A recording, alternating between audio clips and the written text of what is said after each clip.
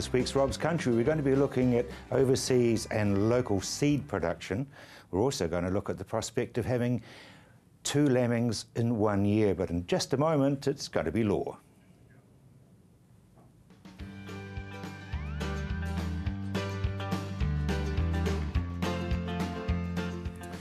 Graham, new regulations or new formats for the health and safety for farmers? Yeah, Rob, obviously farms and the agricultural sector generally is noted as one of the more dangerous places to work. You know, farmers in particular are dealing with machinery, vehicles, tractors, quad bikes and the odd cantankerous animal as well. Yes, you can't lose, you don't forget them. So safety is a big consideration, and there's been some publicity already about health and safety reforms. A bill has been passed and is yet to come into effect though. It had been thought it might be coming into effect in April this year, but there's still some regulatory framework to be done, so it may well be a little later than that, but it will be definitely coming in. So what do we need to know about it? Well, there's a number of new concepts. Firstly, I guess even though the bill itself, the Act hasn't come in, WorkSafe has been instituted, which is the new regulatory institution.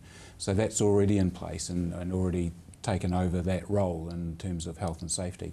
But the Act itself has a number of new concepts, and the first of those is what's called a PCBU. Some people have colloquially called that a peekaboo. There's always somebody who'll come up with it. Exactly, and what it means, it stands for, is a person conducting a business or undertaking. And it's basically the person in charge or the owner of the undertaking. Yeah, it could be 2 different people, person in charge or the owner. Yes, yeah, but not normally an officer of say if it's a company, it's not normally the officer of the company unless it's, they're also really the owner and the person conducting the business. And it also doesn't apply to volunteer organisations, charitable organisations such as Coast Guard, for example, something like that. But the Act certainly does, but there isn't a PCBU in those organisations. Worker is a new sort of term, but really is covering things like employees, subcontractors, employees of subcontractors, apprentices, outworkers, and even volunteers. So they're the sort of people covered in terms of the workplace safety. What's a workplace? Well, a place where work's being carried out. It's not too hard, but certainly a farm is one, yes, and a lot of others. It also includes, interestingly, vehicles and aircraft. So that's an area as well. Are we looking really at just taking it another couple of steps? Because already we have to, if I go on a farm, I've got to sign in and say I've read their hazards and I've signed off about 15 different indemnities. It feels. That's true, and to be fair, the primary duties that are in the new legislation and duties on PCBUs, officers, and indeed on employees or workers as they're called themselves haven't really changed significantly. The main duty is to ensure, as far as reasonably practicable, great term, that all the health and safety of workers is such that they're not put at risk. Practicable steps to avoid harm is very similar duty. Graham, who's likely to make that decision about it being practical? Well, ultimately the court. If there is an incident or prosecution, and so the circumstances will be looked at to see whether those steps have been taken. But obviously that's the very last resort. Ideally, it's about liaising with and engaging with WorkSafe, complying with codes of conduct in various regards that are being put together, and basically just making sure that you adopt a responsible attitude to health and safety in the workplace. And I guess there would be those who will be checking up and perhaps prosecuting if you're approved not to have fulfilled. Yes, and typically, but not invariably, that happens after an accident has occurred. Where someone has suffered harm and there is an investigation as to why that occurred. So let's to get this right, the person who's hurt doesn't actually do the charging, do they? No. No, so it's no good saying, look, okay buddy, I'll look after you. Absolutely, and nor should you. Ultimately it's again, that's the prosecution part, but what it is about putting things in place at an early stage to make sure that you don't ever get to that point. And things like safe plant and structures, safe systems of work, facilities for welfare of workers on site. It's common sense and guarding on machinery, an obvious one, and often observed in the breach, unfortunately. So there's that. But I guess with the new legislation too, and the reason it's creating some not controversy, but certainly rattling. It's rattling some cages because the fines, the penalties have been increased really significantly. So when prosecutions do end up in the court and either a company or a PCBU or even an officer are found guilty of not doing what they should have under the legislation, the potential fines are really quite high. And it's not their decision that a four-wheel motorbike quad thing flipped and landed on its back with the person still on it.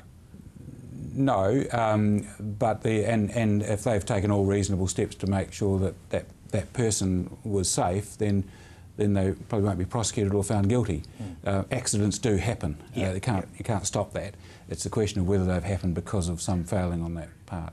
Yes, that's good. Graham, thank you very much, because it's a little touch for minefield out there. Yeah, I just recommend that people just again use this opportunity to really make sure that their workplaces are safe, engage with WorkSafe, and adopt a really good attitude to it, because it is there and there are significant consequences of getting it wrong. Graham Reck, thank you very much indeed. We'll have more on this in the program later, but in the meantime, after the break, we're going to be talking animal health.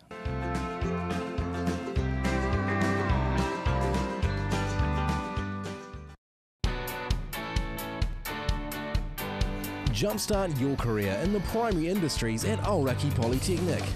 Qualify with a New Zealand Diploma in Agribusiness Management. Study on your farm, for your farm on a project-based method. Aoraki also offers Level 2 and 3 Agriculture, Level 3 Horticulture and Epiculture for those interested in the beekeeping industry.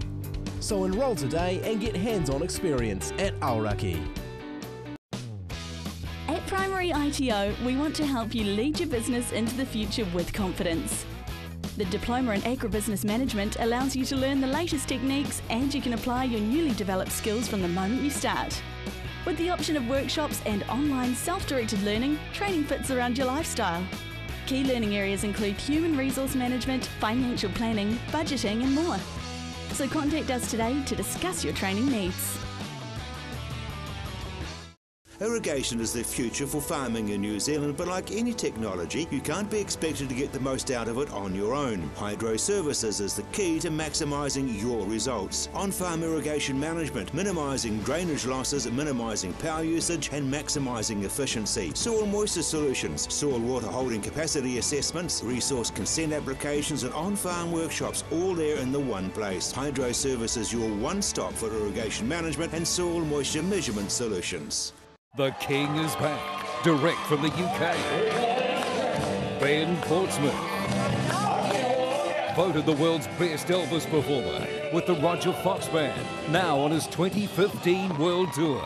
His stage presence and voice quality will make you weak at the knees. You could be watching the King himself. Don't miss Ben Portsmouth, the ultimate Elvis performer. 10 shows only. For booking details, see thekingisback.co.nz. When we were kids, saving the world seemed like the easiest thing you could do. But the world has changed, and the problems are bigger than we'd ever imagined. People are starving, the environment is under pressure, the climate is changing fast, and we are running out of fresh water. There's so much distraction, it can get hard to see where you can make a difference. With so many other things going on, where do you start? Well, feeding the world gets a little easier when you start by planting the right seed. Protecting the future is possible when you know how and have help. And if we work together to tackle the big challenges, everyone can live well. At Lincoln, we're on a mission to feed the world, protect the future, and help everyone live well. So don't settle for just any future. Join us and make a difference. Whatever the adventure, Abbey Road is Kaikoura's streetwear specialist. With a wide range of clothing for any weather and any condition, including possum merino, Abbey Road has you covered. Abbey Road Kaikoura.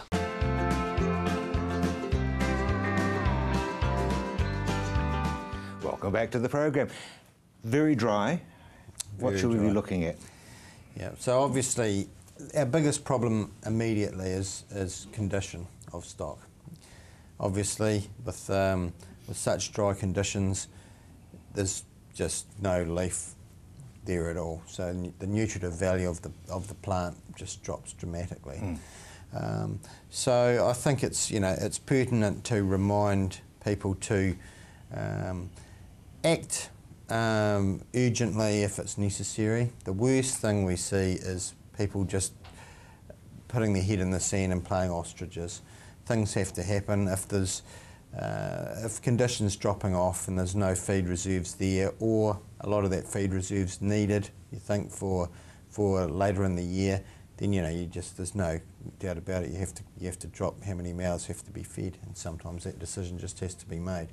And the worst problem we find is people that just are a little bit shy in making that decision at the appropriate time. With sheep especially, again mainly aiming at maybe small acre farmers, it's very, very important to get your hand on the stock. Sheep are you just cannot assess condition visually very well at all. You need to get your hand on stock, and now would be a very, very appropriate time to be doing so. Yeah, it's really, really dry out there. Cattle will let you know because they'll bellow, won't they? Yeah, and also because of this, we don't have fleece to deal with. They're much easier to see the bony prominences, so it's easier to condition score cattle visually. With sheep, it's much, much more difficult, and you really do need to put your hand on them. Yep. And horses? Horses, visually again, we can visually score horses, but I think again it's a matter of just being aware of what's required. They don't seem to be as much of a problem when we compare them to other livestock species. They can be in individual cases, usually when we've got overstocking problems more than pure malnutrition. People seem to be a bit more aware, and they seem to be looked after a little bit better.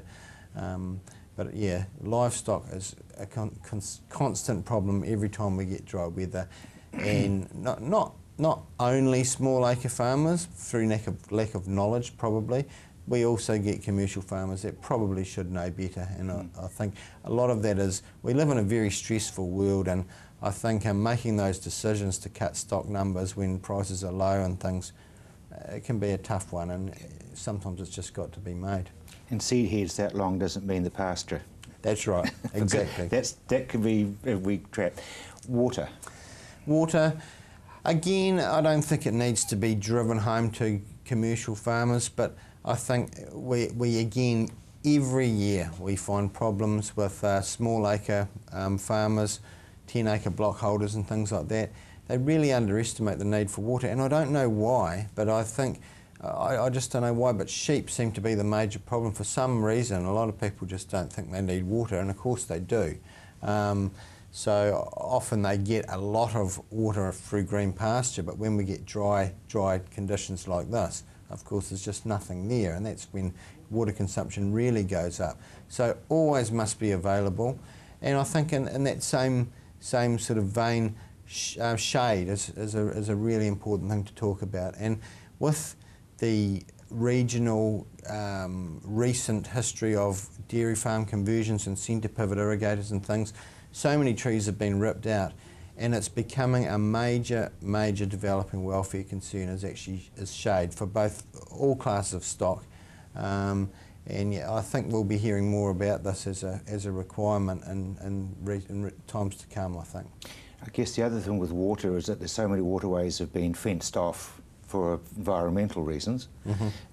Check your troughs. Absolutely, yeah, definitely. So shade, yeah, very, very important. What about shearing? Because you can get sunburnt if you're a sheep with no wool.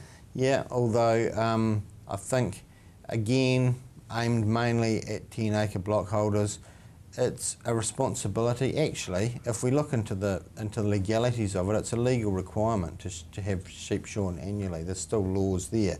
It's not enforced rigidly often, but I think it's one of these things that can be just people with 10-acre blocks, they've got a few livestock to keep the grass down, they don't think about these things, and of course a sheep in full fleece that hasn't been shorn for a couple of years, that's to my knowledge, it's a prosecutable offence. I would be calling a welfare agency to help me out if I saw this sort of thing. So you need to be aware of these what sound like common sense things, but it's really in these dry, hot conditions that they really start coming to the fore. Well, we don't wear overcoats on a hot day. Absolutely. Even if it is made out of wool. Absolutely. What about feet problems in the dry? Yep, bulls, we often see problems with abscess, and that generally is through cracks developing in the hoof, and often we get contamination up through those cracks, and we can get a really very common condition called toe abscess in bulls, and it's very debilitating. You think you've got a 1 tonne animal bearing weight, equally on four limbs, and when we have an abscess in the toe, it can be very debilitating. They can drop weight dramatically, become totally immobile, and spend a lot of time sitting around in the heat. They need to be drained. So yeah, it is something to be aware of, and I don't know, it's very difficult to prevent often. You can't go around providing foot spas for your bulls all the time, but I think it is important to be aware that these sort of issues do come up, and we do see them in bulls often. The other thing to sort of be very aware of is the times following these dry periods. Often we'll get major parasite problems following a drought, and that's because the stressed animals will deposit lots and lots of parasite eggs around the pasture. They will develop once we get a bit of water, and then we get mass emergence of larvae. And so once we do get out of the drought, often we will see major parasite problems as a consequence of stressed stock through the drought. Thank you very much indeed. As always, you're brilliant at unravelling it all. Now, small seeds and I guess vegetable seeds are the subject of Townsend Seeds. They're probably better known overseas than they are here, but they've got a pretty good sort of history. Well, Townsend Seeds, I started it in January of 1996, so we just done our 19th birthday. And so we one-man band to start off with. Now we've got 10 on the staff, and so it's been slowly expanding over the last few years. Is it fair to say you do have a fairly low profile in New Zealand? Yeah, I think in terms of our in the country with growers, it is a low profile really. I think we're better known internationally. We have a pretty strong profile with international seed companies all around the world, but the profile with in the farming community for Townsend Seeds is lower than I would like it to be, so we're trying to lift that at the present time. So what sort of things are you doing? Well, we've traditionally been involved in trading all types of pasture seed, clovers, ryegrass, the hui white clover, nui perennial and things like that, but of more recent years we've become involved in garden peas, but also vegetables, particularly as they're a higher value crop. And so we're now involved in carrot seed production, red beet, chards, and a number of other smaller vegetable seeds. So as far as growers are concerned, have you got enough? No, we're always looking for more growers, guys that are keen to have a go at something that's a little different. I mean, if they get all the ducks lined up, there's good monies, good returns to be made on these some of these, the high value crops. So we're always in the market looking for new growers. Because niche, I think, is the way to go, isn't it? The big broad acre, we have to leave that for the Aussies and people. Yeah, I think that's right, and I think it's one of the reasons we're not involved in the cereal side of things. But yeah, with the high value of land in Canterbury particularly, we've got to look for high value crops, and the vegetable seems to be the way to go. And the demand is there. It's not difficult to sell that sort of product. Lynn, are you able to give them some support if they haven't grown garden peas or carrots before? Sure, we've got 3 guys on the road, based in Ashburton, Rakaia and over at Rolleston, and they have good knowledge on these things, and 2 of them were in the States last year learning some of the intricacies of red beet and carrot productions and things like that. So yeah, we've got some pretty good knowledge in that regard, which we're more than happy to pass on to any of our growers. And obviously you're as stable as a rock because you've been around nearly 20 years. Oh yeah, no, I don't think there's any issues in regard to the financial side of things. I'm sure that we can handle those sort of situations without any problem. So where to from here for somebody who wants to give specialist niche seeds a go? Well, we're more than happy to hear from them. Give us a call. Our phone number's in the book, but 3252-306. Call one of our reps. Look us up on the website. We're not hard to get a hold of. So, yeah, let us know and we're more than happy to send somebody up to have a chat to them. District-wise, how far away can you service people? Well, currently we're operating really northern part of North Canterbury, right down to Twizel as far as vegetable seeds are concerned. We're also doing some crop peas and stuff like that right down in Southland.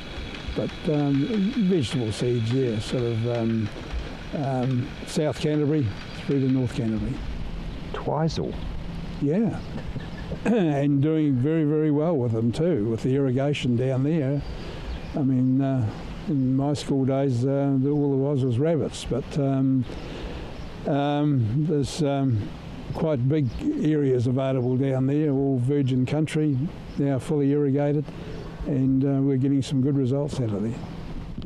I bet they are too. We're going to be talking about irrigation later in the program, but at the end of the program, if you need Lynn's phone number, it'll be there. After the break, we're continuing on our safety and health business.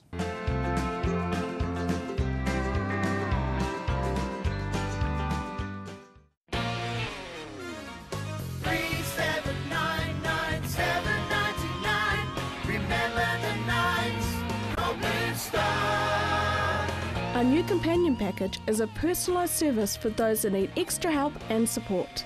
A cost-effective solution for someone who needs more than just a taxi driver. Our drivers are hand-picked from our experienced team and specialise in providing the right support and companionship. Home safe every time with Blue Star Taxis.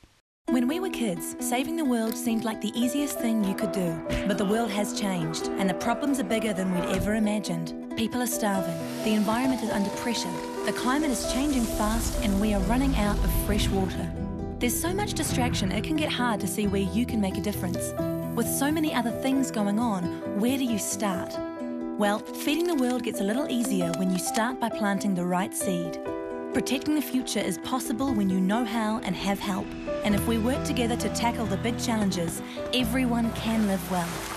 At Lincoln, we're on a mission to feed the world, protect the future, and help everyone live well. So don't settle for just any future. Join us and make a difference. At NCRE, there is no job too big or too tough. We can take care of all your air conditioning, heating and electrical needs. NCRE, we'll get you sorted. At Primary ITO, we want to help you lead your business into the future with confidence. The Diploma in Agribusiness Management allows you to learn the latest techniques and you can apply your newly developed skills from the moment you start. With the option of workshops and online self-directed learning, training fits around your lifestyle. Key learning areas include human resource management, financial planning, budgeting and more. So contact us today to discuss your training needs. Irrigation is the future for farming in New Zealand, but like any technology, you can't be expected to get the most out of it on your own. Hydro Services is the key to maximising your results. On-farm irrigation management, minimising drainage losses, minimising power usage and maximising efficiency. Soil moisture solutions, soil water holding capacity assessments, resource consent applications and on-farm workshops, all there in the one place. Hydro Services, your one-stop for irrigation management and soil moisture measurement solutions. The King is back, direct from the UK. Ben Portsmouth. Voted the world's best Elvis performer with the Roger Fox Band, now on his 2015 World Tour. His stage presence and voice quality will make you weak at the knees. You could be watching the King himself. Don't miss Ben Portsmouth, the ultimate Elvis performer. 10 shows only. For booking details, see thekingisback.co.nz.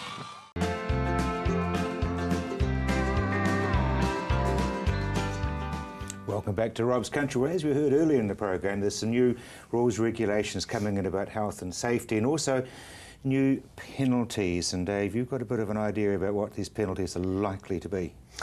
Yeah, Rob, Happy New Year to you. Thank you. Yeah, the penalties have definitely increased quite significantly for transgressions in the health and safety protocols, and some of these penalties are up as high as over $3 million. Pardon? $3 million for companies if you're seen to be transgressing or having reckless in regard to the safety and health and safety of your employees or workers.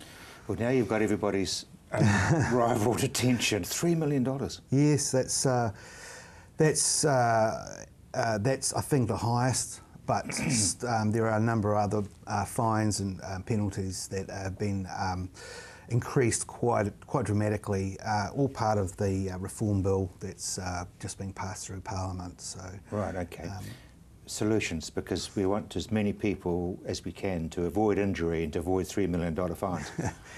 Yeah, look, we are about solutions. T.L. Parker, our partner Motorola, we provide opportunities for farmers and contractors to help mitigate the possibility of accidents. We can't stop accidents, as your earlier guest said. You know, that accidents are part and parcel of that sort of operation. But what we can do is that in the event of an accident or an emergency, you can communicate the situation back to the farmer or your co-worker and help to mitigate the effects of that accident. Or what we also like to reinforce to our farmers is that we can save a lot of money. You know, with not having to move around the farm so much. You can talk to your other guys, the other workers, your co-workers, the boss, and find what you need without having to drive back to the base or the farmhouse or the dairy shed or whatever. But I guess communication, I mean, I'm just picturing somebody on a four-wheel motorbike going along a track and suddenly hooking a right and somebody coming the other way with something big, but either somebody coming towards you to keep, it's like a sort of a blue flag in a motor racing. Yeah, there's, look, with a number of vehicles on the road, moving cattle between paddocks, harvesters and so on, you need to keep in touch, not just with your co-workers, but also to inform and advise motorists, because we've got, you know, we've seen a lot of rental cars and people driving camper vans through these back roads, Thompson Track, those sort of areas where there are cattle moving around. You need to be able to communicate if you're moving stock or plant to keep that safety aspect there. But you know, and you know, quad bikes, you know, I think they're the second most reported accident on farm today. Mm-hmm. So it's important to have the communication. If something goes wrong, you can, without even taking your hands off the handlebars, you can talk on the radio back to the base or to other workers. And I guess there's, you know, if you do get into trouble and you are upside down under one, you can get help. We've got instances of that happening, and we had one just earlier, well, 6 months ago, where that happened. So the victim could, the victim actually could use his radio and radio for help. So it's really important, and farmers need to understand that their responsibilities, their duty of care is now even greater. There would have been those who'd thought that VCRs and two-way radios were a thing of the past. Yeah. Well, you know, I can tell you, Rob, without a shadow of a doubt that two-way radios are now becoming one of the most prolifically used devices in modern industry, whether it be tourism, hospitality, farming, contracting, mining. Particularly mining is a huge part of. You don't use cell phones in mines these days. You use two-way radios. The same on the farm. You want instant access. You want an instant answer. You don't want to get that, hi, you've reached Rob, I can't come to the phone right now. You want to get that answer straight away. And that's all about health, safety and efficiency. It's really important. And avoiding $3 million phones. Yeah, well that's well, you just stunned me. I'm sorry, but you just took the wind totally out of my sails. Yeah, it's a scary. Look, you know, Rob, last year there was 26,000 claims, you know, on farm accidents. $70 million in taxpayer money shelled out to farm accidents. As Graham Riak was saying, with this health and safety rules and regulations, it's not the person who's hurt that prosecutes, it's OSH, I assume. Yeah, well, under the new regulations, they've set up the district courts to be able to handle these cases. So, you know, if you have a farm worker who's injured or there's an accident, that goes directly to the courts now. So it's a lot more efficient, but it means a lot more opportunity to be fined and found if the case may be reckless. So communication. Absolutely essential. It doesn't matter whether you're a farmer or a miner. We do it every day of the week around the world. Motorola's the #1 in the world for farm communications, contracting, mining. That's what we can offer, and we do it very, very well. I'm sure you do. That's your commercial, all right. No, seriously though, that's a very, very important message. After the break, we're going to be talking to Dr. Tony Daveron about irrigation, and boy, do we need that at the moment.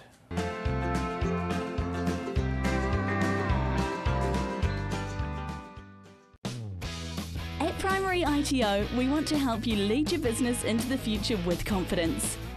The Diploma in Agribusiness Management allows you to learn the latest techniques, and you can apply your newly developed skills from the moment you start. With the option of workshops and online self-directed learning, training fits around your lifestyle. Key learning areas include human resource management, financial planning, budgeting and more. So contact us today to discuss your training needs. Irrigation is the future for farming in New Zealand, but like any technology, you can't be expected to get the most out of it on your own. Hydro Services is the key to maximising your results. On-farm irrigation management, minimising drainage losses, minimising power usage and maximising efficiency. Soil moisture solutions, soil water holding capacity assessments, resource consent applications and on-farm workshops, all there in the one place. Hydro Services, your one-stop for irrigation management and soil moisture measurement solutions. The King is back, direct from the UK. Ben Portsmouth, voted the world's best Elvis performer with the Roger Fox Band, now on his 2015 World Tour. His stage presence and voice quality will make you weak at the knees. You could be watching the King himself. Don't miss Ben Portsmouth, the ultimate Elvis performer. 10 shows only. For booking details, see thekingisback.co.nz.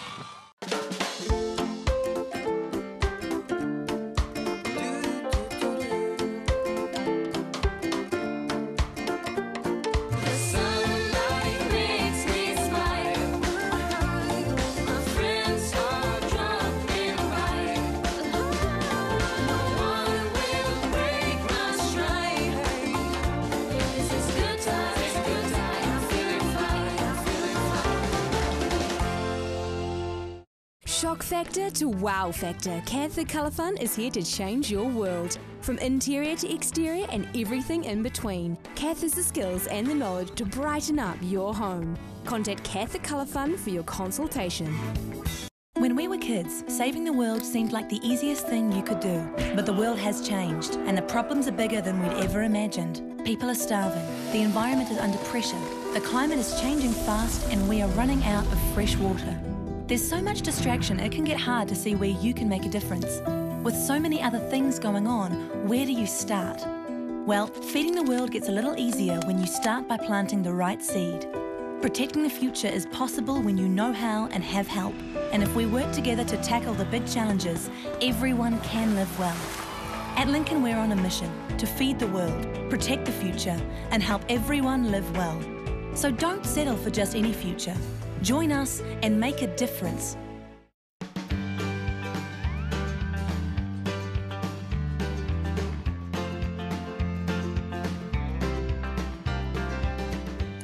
Welcome back to Rob's Country. Well, two things. A, it's very dry, and B, we did tell you.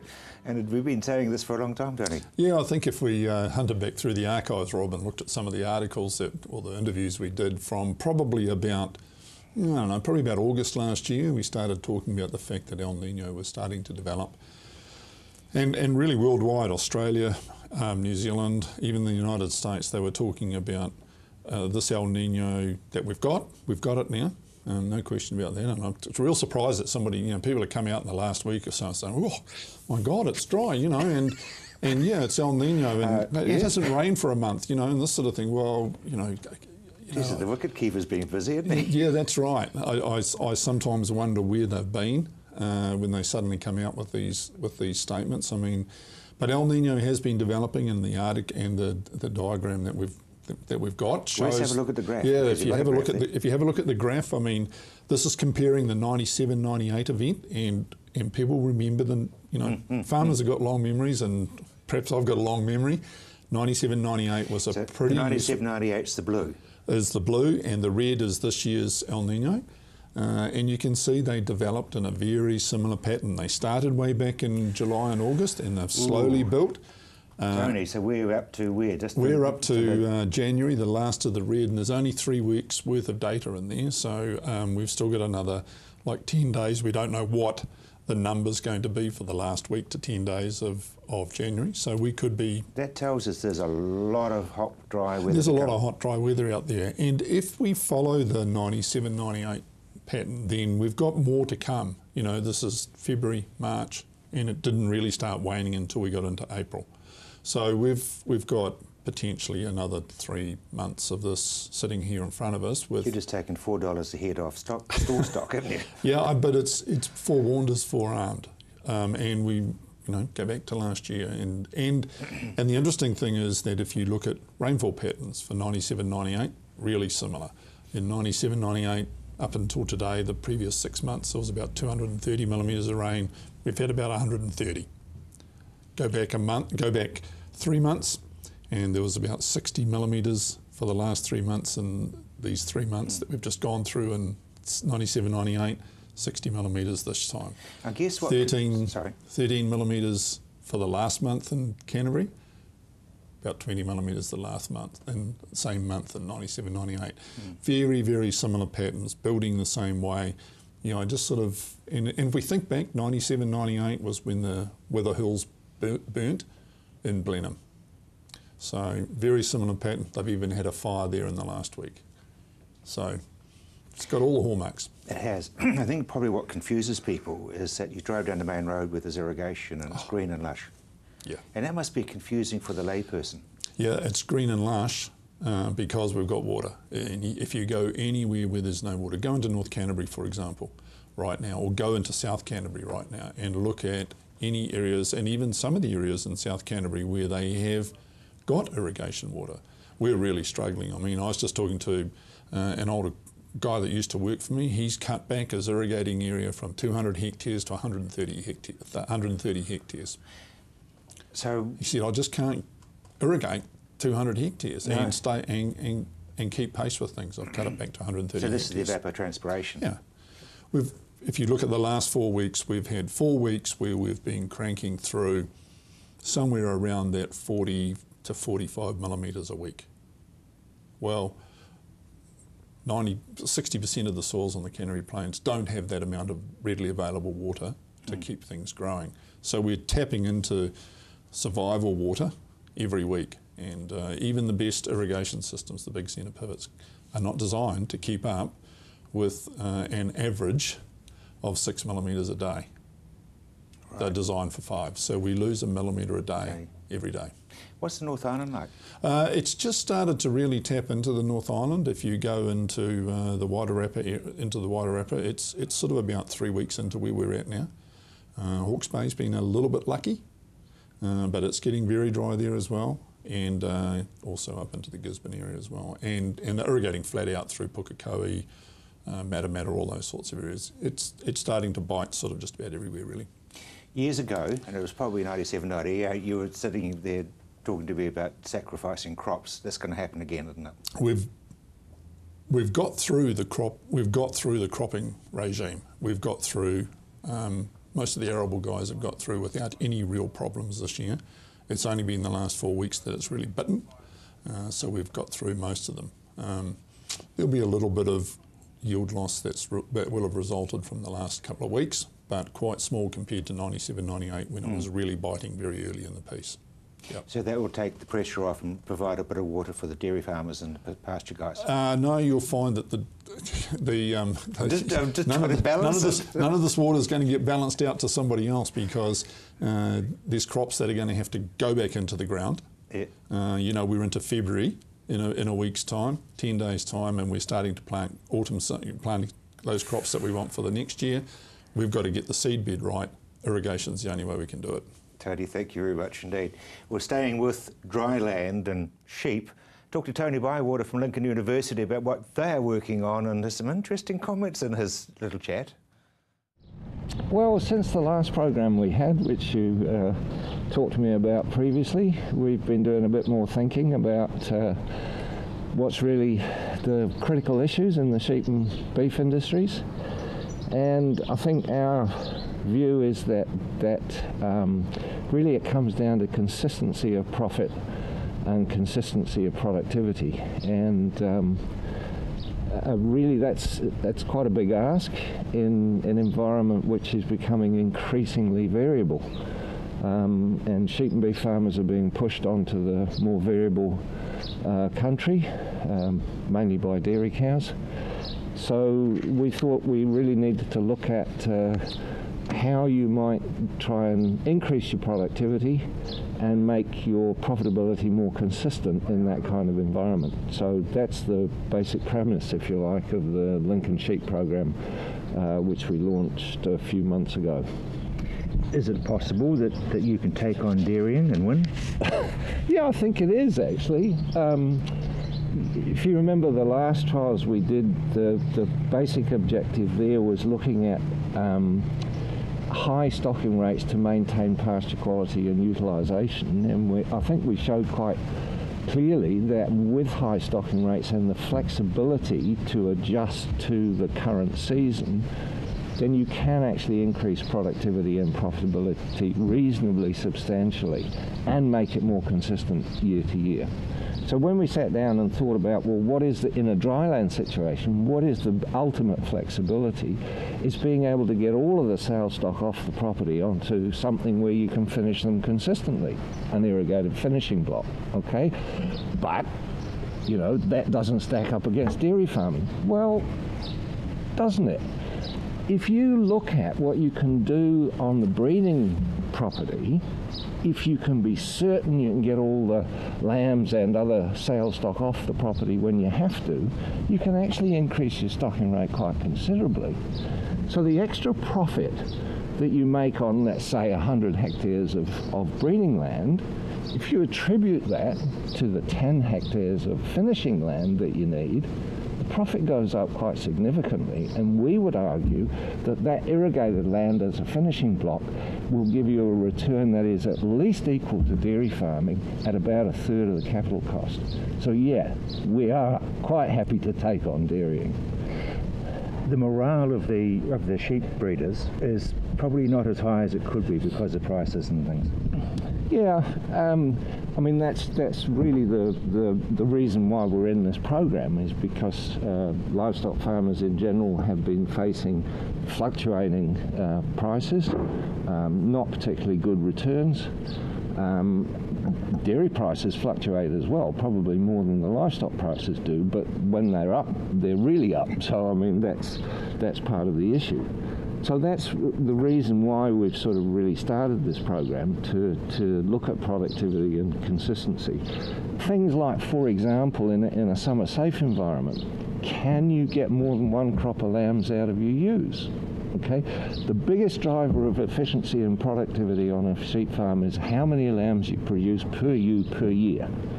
And if we can get a second crop of lambs out of ewes that were destined to be culled, then maybe we can increase the productivity a bit further.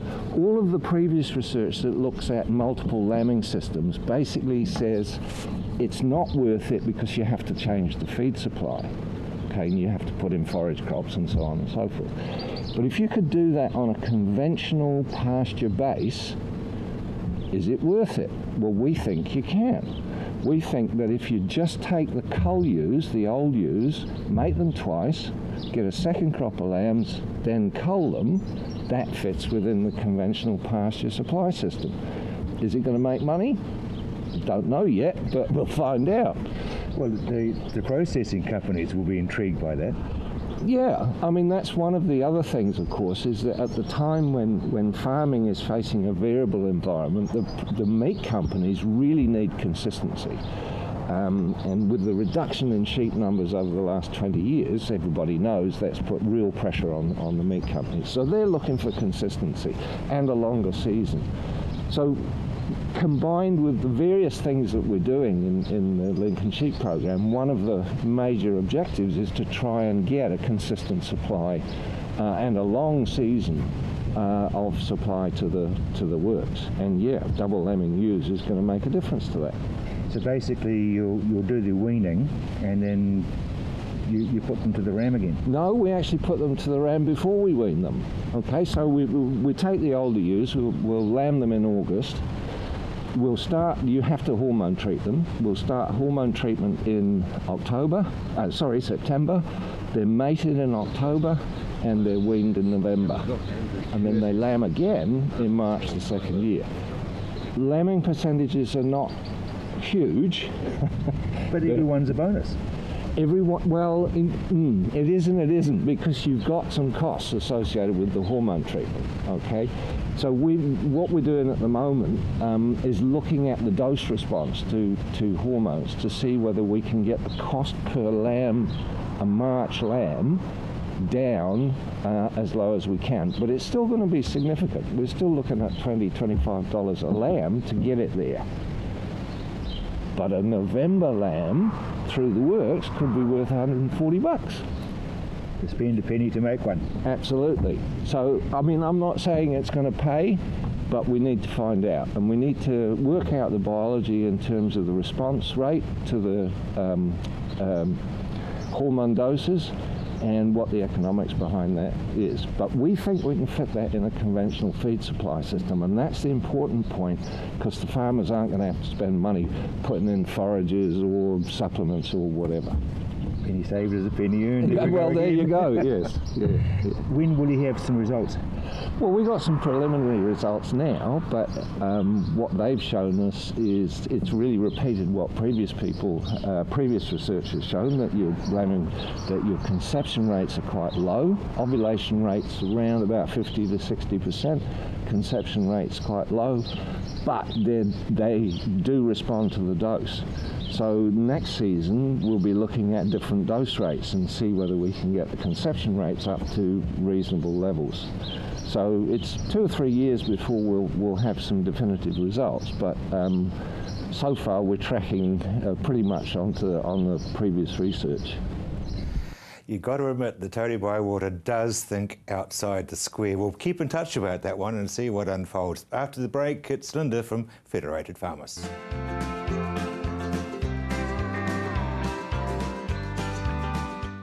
Airtech wastewater treatment systems are the future here now. Easy to use and efficient, these sewage plants are already where the environmentalists are heading. You can relax as new rules come into place. A series of chambers does the work while you reap the benefits. Easy to landscape, they're ideal for new homes or as a replacement for an old septic tank. Airtech wastewater treatment system, your advantage when dealing with grey or black water. See the RX Plastics website for details or contact RX Environmental. When we were kids, saving the world seemed like the easiest thing you could do.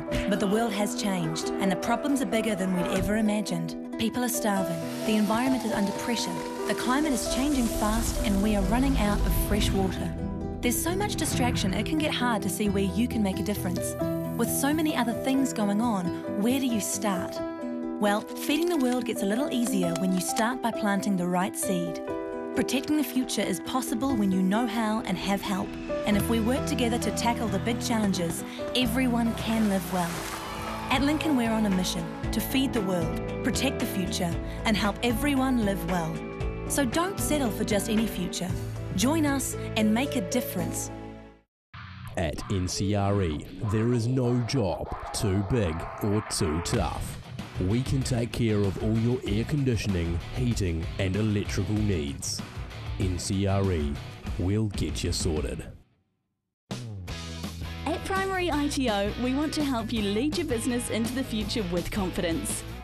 The Diploma in Agribusiness Management allows you to learn the latest techniques, and you can apply your newly developed skills from the moment you start. With the option of workshops and online self-directed learning, training fits around your lifestyle. Key learning areas include human resource management, financial planning, budgeting and more. So contact us today to discuss your training needs. Irrigation is the future for farming in New Zealand, but like any technology, you can't be expected to get the most out of it on your own. Hydro Services is the key to maximising your results. On-farm irrigation management, minimising drainage losses, minimising power usage and maximising efficiency. Soil moisture solutions, soil water holding capacity assessments, resource consent applications and on-farm workshops, all there in the one place. Hydro Services, your one-stop for irrigation management and soil moisture measurement solutions. The King is back, direct from the UK. Ben Portsmouth, voted the world's best Elvis performer with the Roger Fox Band, now on his 2015 World Tour. His stage presence and voice quality will make you weak at the knees. You could be watching the King himself. Don't miss Ben Portsmouth, the ultimate Elvis performer. 10 shows only. For booking details, see thekingisback.co.nz.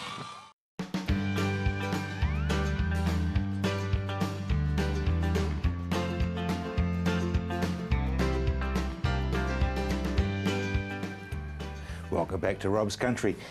I guess we've got to talk about the weather because it's not just Canterbury, it's right up the east coast and it's not going away.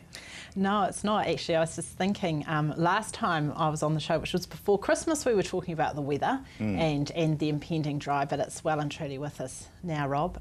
The Minister for Primary Industries did a bit of a fleeting visit down to mid and south Canterbury yesterday. Didn't come and see us in North Canterbury, but that's all right.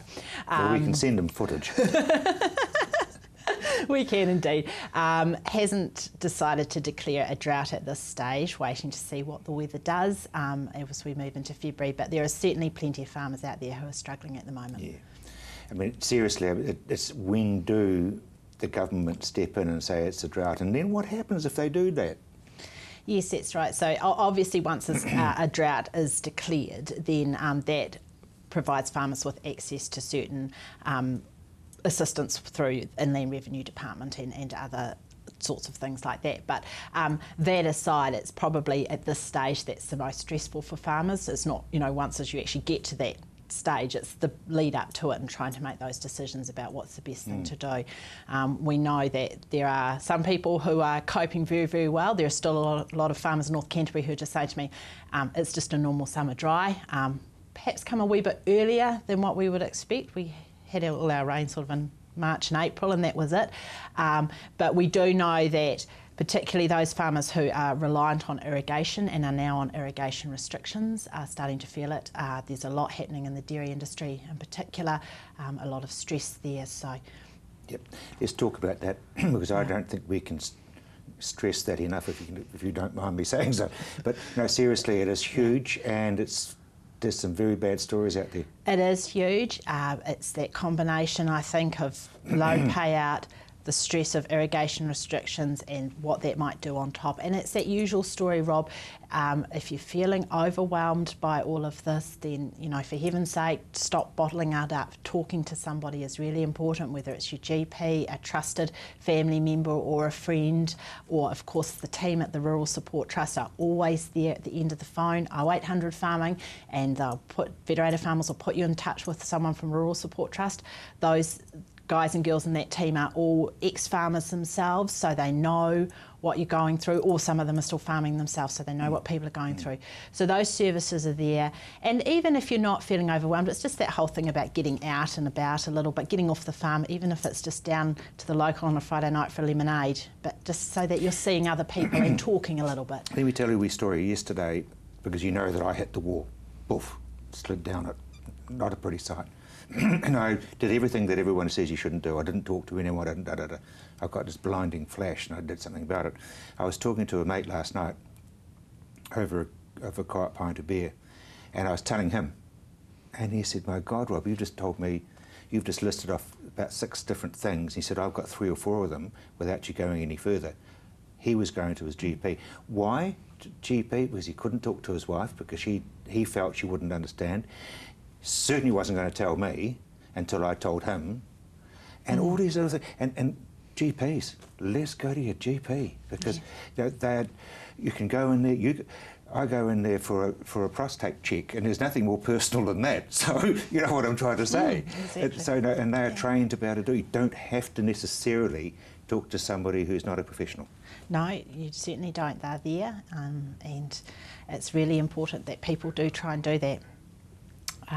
The other thing, just to make people aware too, of course, is that, you know, heat itself stresses you without all the rest of it going on as well. Yep. And fire restrictions, of course, just reminding people about that too. Total fire ban over all of North Canterbury now, just about, so it's really important that we don't light fires, and remembering not only to give our rural fire crews a bit of a break, but also most insurance companies won't pay out if you light fires unlawfully and it all goes amiss. So it's something else just to bear in mind as well as we struggle through this. Yep, and Linda, it's not just Canterbury. I mean, people who are anywhere else in the country should ring. Do they ring their regional council? Or the district council is usually a good place to start. They usually issue the fire permits and declare the status of fire bans, so they are a good person to ring. And of course, Department of Conservation deals with it in riverbeds and national parks.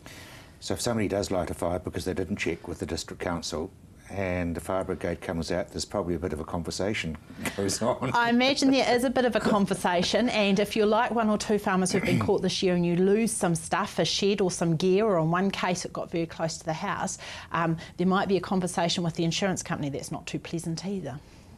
No, doesn't take long to say, does it? That's right. But seriously, absolutely. I mean, that is very important point, because if it is illegal and you thought it wasn't, you can look out over your irrigated land and say, this is great, but it's not. Seriously, how is the stress level? We've had reports that there are a few people who are really not coping well at all, and then there are all the ones, of course, that you don't hear about until it's too late. And we've lost quite a few. Yeah. So my understanding is that we have lost a few people to this, so... Not nice at all, but not nice thank at all. you, and thank you for doing everything that you can in rural support, so brilliant. On that note, let's have a look at the phone numbers that you want to write down now.